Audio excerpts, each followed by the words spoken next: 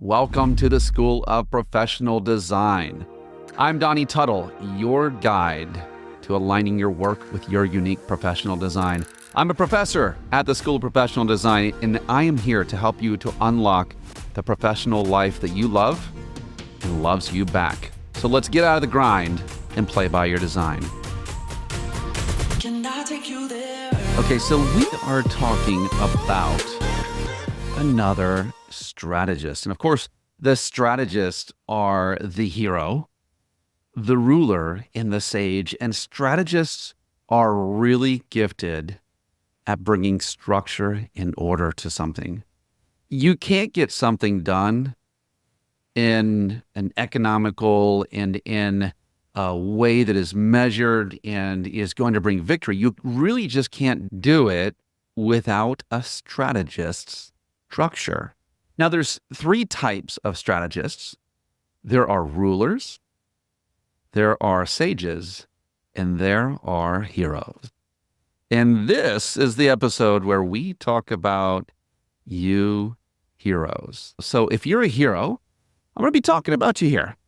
And if you work with someone that you think might be a hero, well, this is going to be for you as well, because I've got to tell you, there is a way that we can help heroes to be their absolute best. At their worst, heroes are going to trample other people. Heroes are going to seem aloof. Heroes are going to seem uncaring. That's at their worst. But at their best, heroes are an amazing, amazing group. So let's put it to you this way. If you wanted someone who was full of courage and determination and a sense of duty, and they could complete what they started, they may even be pig-headed and dogged in their never say die attitude. These are the Rockies. They are going to get into the fight. They're not going to be dissuaded. They're not going to be denied.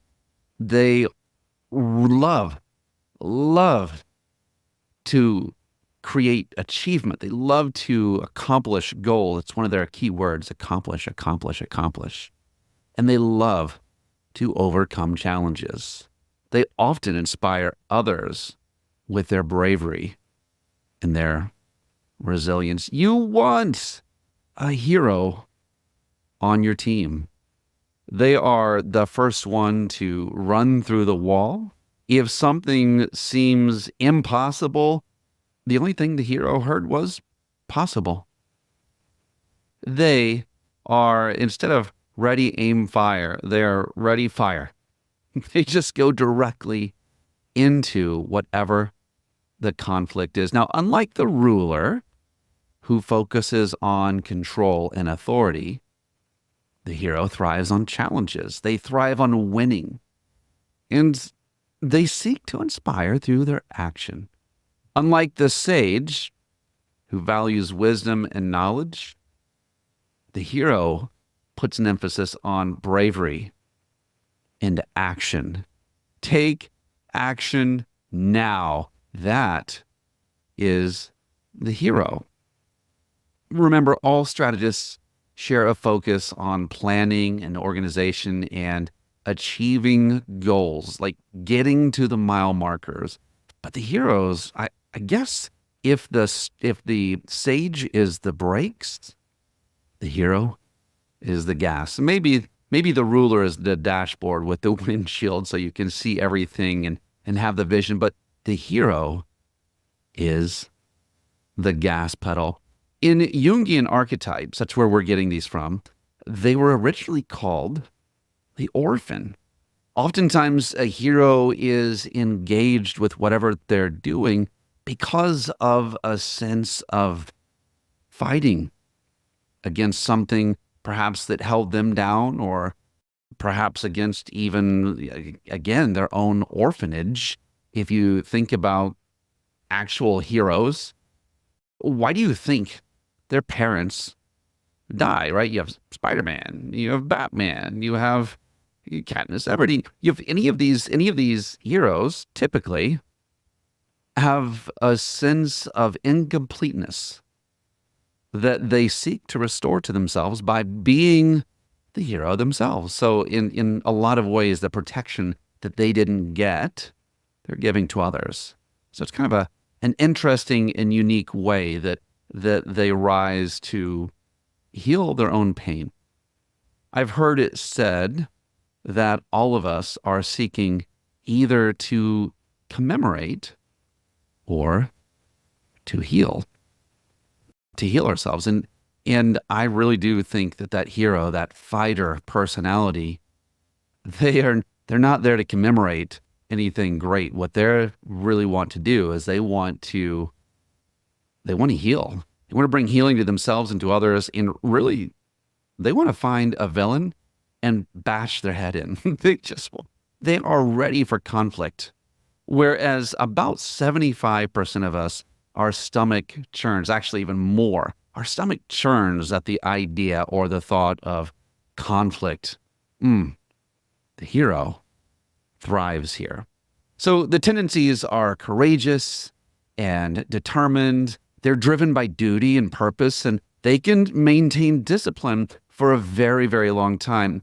David Goggins is the guy who went through Navy SEALs like 5 times. He ran a marathon, an ultra marathon on a broken foot, all kinds of crazy stuff. He has the hero mentality. Heroes are the type of people that they wake up at 4 a.m. and they take the ice baths and they feel like that suffering is actually what makes them alive. They're very much made alive in a challenge. So even when life doesn't present them a challenge, a hero, because they respond to challenge, they oftentimes have to create their own. And in terms of interacting with others, they seek to inspire others with action. Oftentimes, they do come across as uncaring and unmoving. But again, we need these people. A hero is like a fearless firefighter rushing into a burning building to save lives. They face challenges. They don't even look at the danger oftentimes. They just face it head on, motivated by the desire to protect, to serve.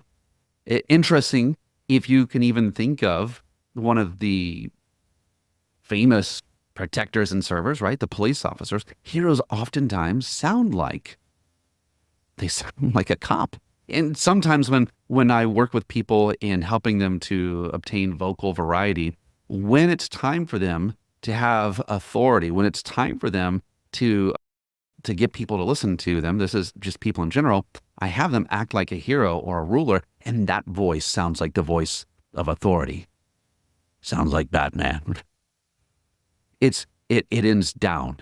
I need you to show up tomorrow at 3. Get your hands out of the cookie jar. Pull over. Give me your license. It's very much commanding, demanding, and it's interesting. We don't question it, do we? Of course not. We don't question the courage and the authority that seems to be wielded. Historically, this is the Joan of Arc, right? Known for her bravery. It's Harry Potter.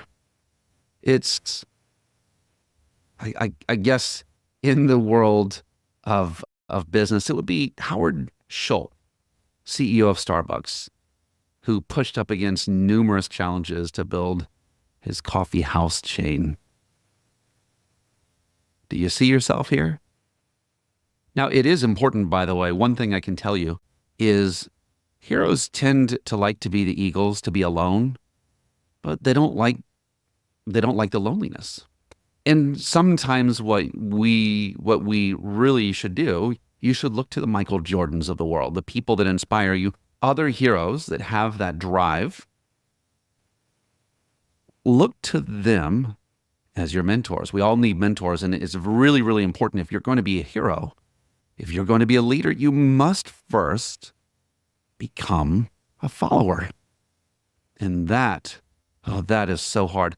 Heroes are oftentimes the hardest people to coach because for them, it's really, it hurts them to feel like someone else knows more than they do. If they're going to be coached by someone, they often like to see someone with credentials or someone who is respected by the top names that are out there, someone that is recognized. Prestige often moves heroes to say, you know what, okay, I will listen to you. You have your crowns and trophies.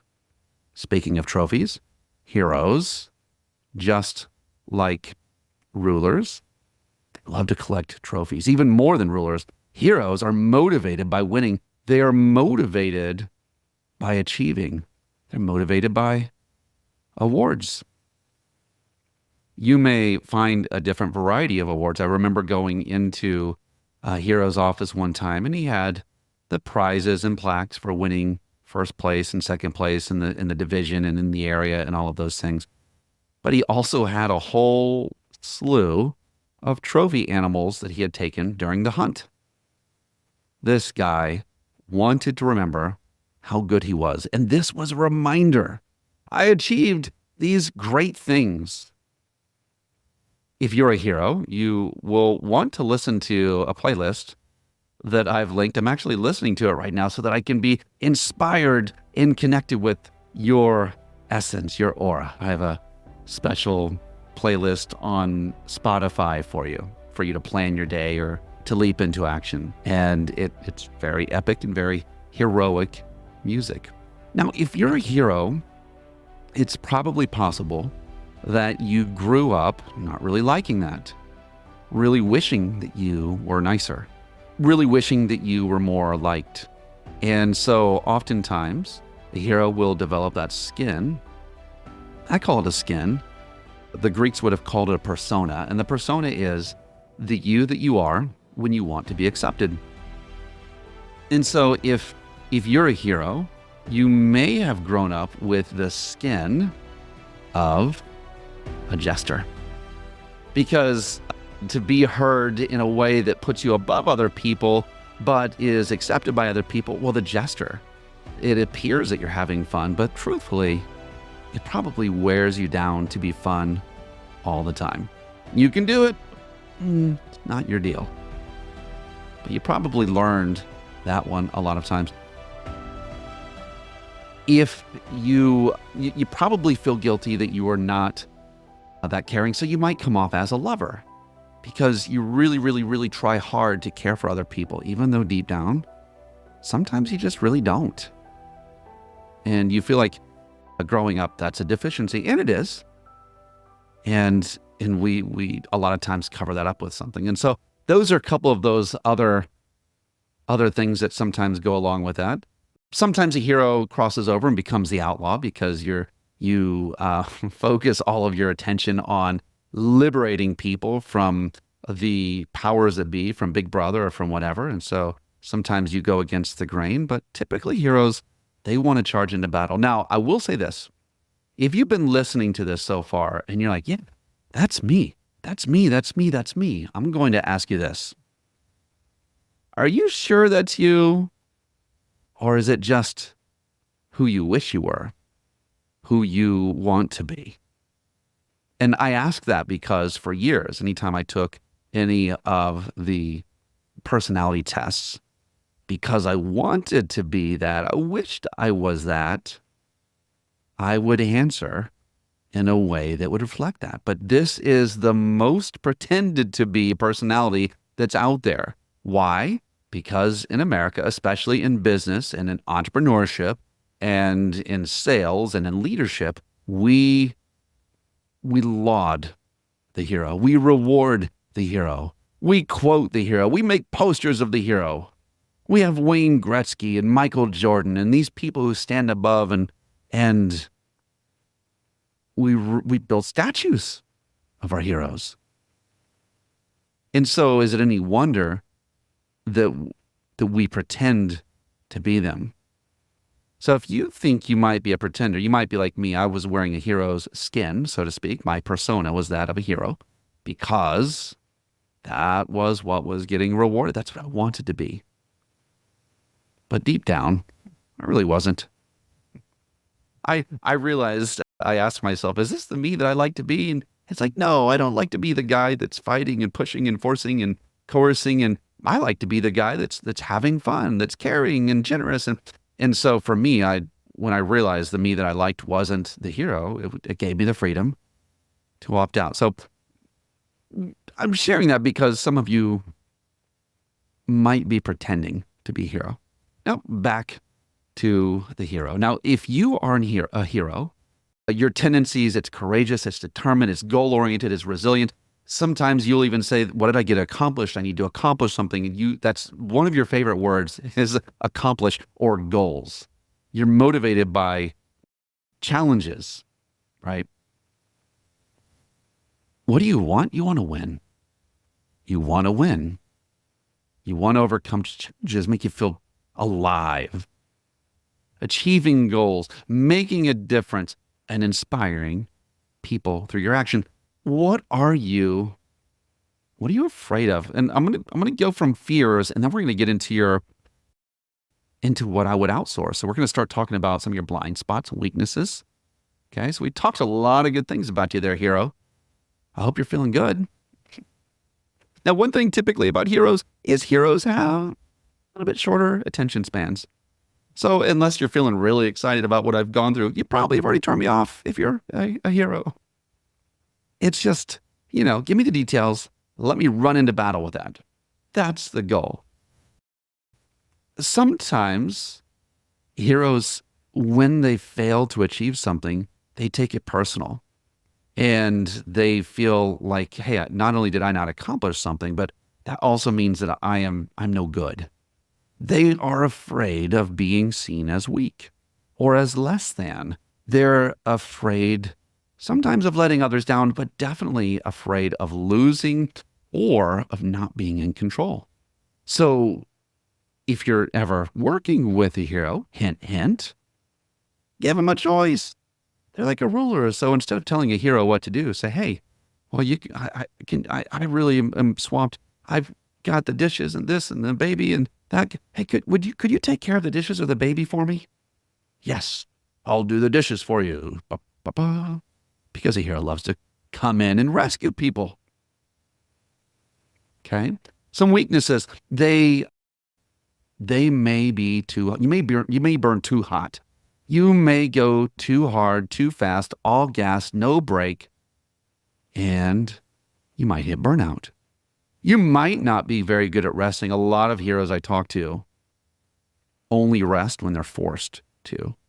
And I've got to tell you that hopefully you learn this before you get too old, but age will teach you. If you don't rest, if you don't take a break, your break will take you. Okay? Sometimes a hero can be overly competitive and they don't want to work with others. Now, give them a contest, they will go.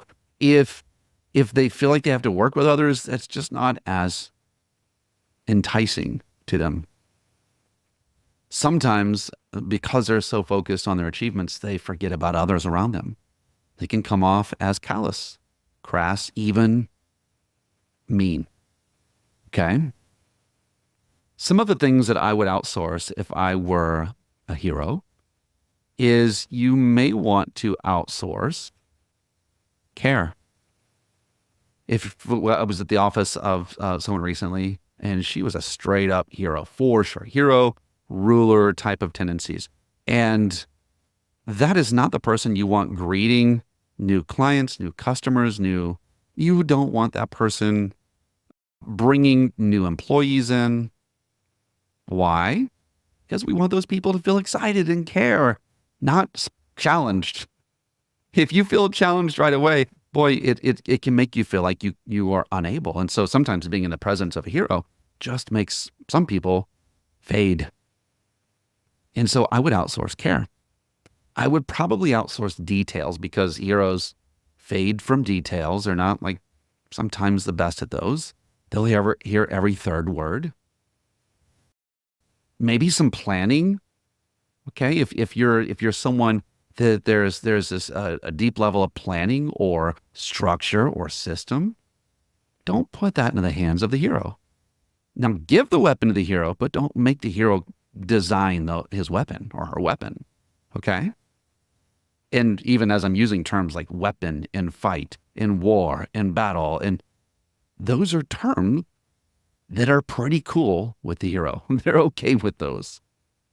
Conflict is not something they run from. They run into it. That's why we need them.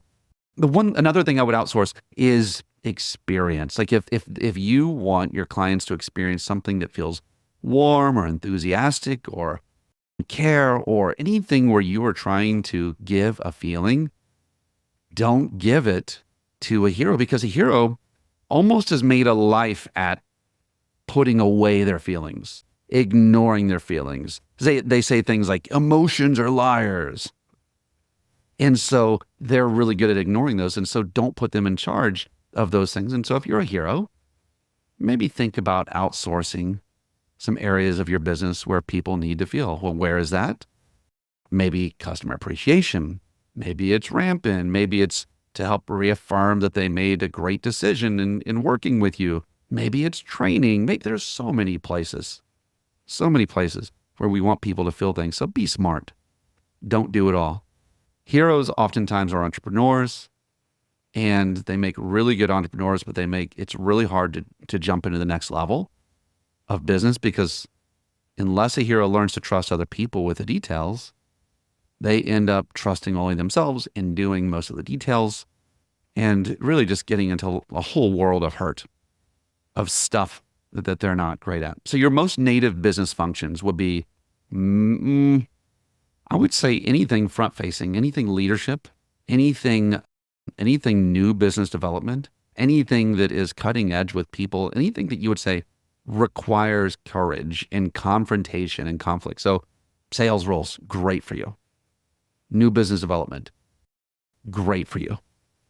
Maybe some project management, definitely crisis management, because a hero is good at, what do you call it, when you block off that part of your mind, you section off and you're not emotionally hurt by something, even though you're seeing tragedy in front of you. Compartmentalizing, that's the word I was looking for. So crisis management, actually being first responders, great thing for a hero to do. And so it does transfer into business as well. Some ways that I would manage my time differently as a hero. You need a checklist, okay? Like, block off your time in terms of work time. But I think you really need, if I were you, I would probably adopt a win by 10 schedule. And what that is you focus in on your top 3 to 5 objectives to accomplish that day. So I'm using your language. Put it on a checklist. Mark it off. Scratch through it. Boom, I did that. Yes, I conquered the calls. Yes, I did my paperwork. And make it seem like an achievement and like a competition. I would use timers, by the way. I've worked with lots of these hero types, and they will see how fast they can get through with the mundane work. Timers help. Okay. Having realistic, achievable goals is important. Taking regular breaks, because you are going to burn hot. I actually would say the Pomodoro technique is something you're going to hate it, but then you're going to love it. You're going to hate it because it forces you to take a break. And all it is you go 40 minutes hard as you can, and then take a 10-minute break. Then 40 minutes as hard as you can, and then take a 10-minute break. And notice how fresh you are when you're doing that. And so that's a key. Balancing high intensity task with periods of rest. I would, if you're wondering about a book, for you, it's not about time management, it's about energy management. And so you probably have a lot of people, since you're heroic, they look to you for advice. Make sure that you don't answer them until a certain time. Only focus on your goals until after 10. Once you get to after 10, or whatever the time is that you choose, now you can let them in, because if you don't do that, you're going to help people all day long, and then you're going to resent it. So take my advice. Now, how can you handle relationships a little differently? Well, first off, I would say becoming focused on encouragement. Heroes are good at encouraging because they want to be encouraged. And so use that language and use it for others who you think need it. Give to others what you think you would like them to give to you. And oftentimes, I'm just going to be honest with you, they're not going to reciprocate. But even in your giving, it's almost like you're giving it to yourself. I would also get really good at asking questions. And I know, listen, I know you're not interested in the answers. Become interested. Learn the art of becoming interested. And if you can challenge yourself to become interested, even though it may feel like suffering and agony in the beginning, it will yield you results because the biggest complaint people have against heroes is they don't listen. So heroes and rulers, they don't listen. They know all the answers.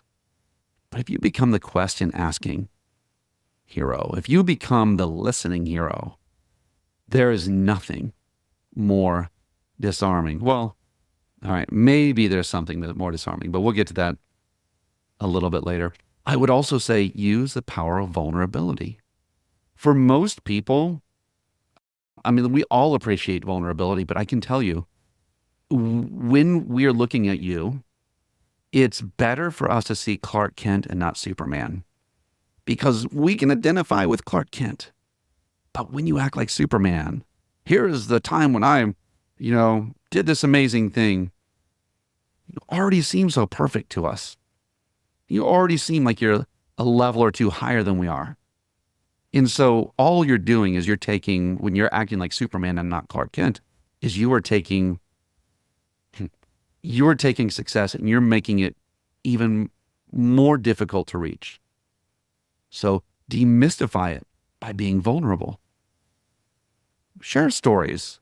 It may take some practice, but reach into your childhood, reach into the beginning of your career, find your failures, and that might be hard, but it will pay dividends. So the way that I would deal with language, maybe a little bit differently, is I really feel like that you can bring people to a close. You're the one that can influence people to a decision. And here's what I would do is rather than telling people what to do, ask with authority. And so what that sounds like is, what would you like to do next?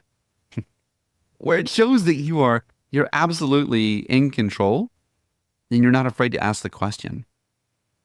Here's what I see doing. Does that make sense to you? Always give people an option, because if it feels like you're pushing us around too much, we might agree with you to your face and then disagree once we leave your presence. Help others. Here's another thing I would do. Help others to achieve goals. Show them how you set and achieve your goals. Okay. And remember, it's not as native to us as it is to you. Finding a way to help others share in the victory. And I don't mean like in a patty cake way where we say, oh, good job, you did something, and we know they didn't. I mean, really share some responsibility. Heroes, you need to get better at collaborating and letting others participate. And when they do, give recognition. Oh my gosh, it's worth so much. So much. For you to keep, and we're almost through here, for you to keep a sense of purpose about your goals, about your work, just let it be about your goals. If you feel like, oh, I know I'm here for a bigger purpose or whatever, your small purpose, like your today goals, your tomorrow goals, your this year's goals, those are all important enough. Because the progress that you make when you're looking at something you're trying to get done, it generates movement. And that movement, my friend, creates energy that all the rest of us are picking up on. I think if you can find someone to rescue. And so one thing I would say is this: identify your villain. Identify your villain. Who or what are you fighting against? Are you fighting against crime, poverty, bad deals? Are you fighting against people doing it the way everyone else does it? What are you fighting against? Know your villain. If you can identify your villain and punch that sucker every chance you get, you will find that you are invigorated for your work. Finally, I would say try to avoid to be misunderstood. A lot of people, they may think that you are aloof. They may think that you are fake. Who could be that perfect? They may think that you don't care. And if that's the case, just practice again, just simply asking questions and listening. And you might occasionally try to act like the sweetest, kindest person that you know, and use the tone of a caring person. It's low and slow, and it sounds like that late night DJ. And you say things like, thank you for sharing that. Thank you for sharing that. So these are some of the things that I would say about you. By the way, use your motivation. Use that as a gift. Use your energy. Use that as a gift. If you have a ruler on your team, let them talk to other people. They may not want to, but get them fired up. They will fire other people up. They are energy generators. They are the gas and not the brake. And so if you are a hero, I hope this has blessed you. And I hope that this has given you some clues as to who you are, why you're that way, some of the things that you can do about it, how you can grab hold of work and make it purposeful, make it meaningful to you. And when you do it, my friend, just by the fact that you're doing it, you're giving the rest of us permission to do the same. All right, heroes. Thanks a lot. We all appreciate you. That's going to do it for this episode. My hope is to encourage you to look, to think. You be you, my friend. Take that gift, shine it up, bring it to the world, because we need your magic. If you love this, if you like this, if you feel like you want to join a part of this, you can go over to schoolofprofessionaldesign.com and you can join us, where we have regular classes, coaching, and meetings and materials to help you stay on purpose and to live and work by your design. See you on the next episode.